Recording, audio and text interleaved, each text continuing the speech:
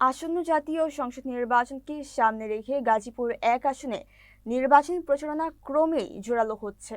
এরই ধারাবাহিকতায় বিএনপি মনোনীত প্রার্থী সাবেক মেয়র মুজিবুর রহমানের পক্ষে মাঠে নেমেছে জমিয়তে উলামায়ে ইসলাম বাংলাদেশ।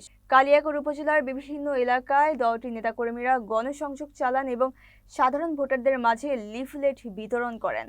এ সময় তারা ভোটারদের সঙ্গে সরাসরি কথা বলে মুজিবুর রহমানের রাজনৈতিক কর্মসূচি, উন্নয়ন ভাবনা ও ভবিষ্যৎ পরিকল্পনা তুলে ধরেন। নেতাকর্মীরা বলেন, এলাকার উন্নয়ন, জনগণের অধিকার প্রতিষ্ঠা ও সুশাসন নিশ্চিত করতে মুজিবুর রহমান একজন যোগ্য ও পরীক্ষিত নেতা।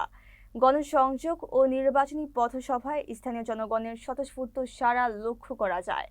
কর্মসূচিতে উপস্থিত ছিলেন গাজীপুর জেলা জমিয়তের সভাপতি মুফতি মাসউদুল করিম কাশেমি, কালিয়াকৈর উপজেলার সভাপতি মুফতি ইমদাদুল হক, সিনিয়র সহ সভাপতি মাওলানা নুরুজ্জামান, সাধারণ সম্পাদক মুফতি আব্দুর রউফ ইউসুফী সহ অন্যান্য নেতৃবৃন্দ। নির্বাচনের দিন যত ঘনিয়ে আসছে ততই এই আসনের প্রচারণার গতি বাড়ছে। তাদেরকে ধন্যবাদ জানিয়ে মুজিবুর রহমান ভাইয়ের আগামী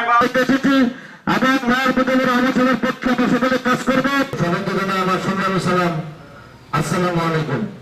আমার সঙ্গে উপস্থিত দেশের ইসলাম এবং স্বাধীনতা সার্বভৌমত্ব, মসজিদ, মাদ্রাসা ভোটের দল জন্য আমাদের প্রতি হলো কেন্দ্রের কাজ। আমরা সবাই আমাদের দেশের বৃহৎ আর 5 বছর পরে ইসলাম থাকবে না, বা আগেও তো ওলামায়ে কেরাম উপস্থিত। যদি আমরা গুজবে কান দিয়ে কিংবা আবেগের বশবর্তী 1 আসনের মার্কা আলেম ওলামার মার্কা আলেম ওলামার সালাম দিন।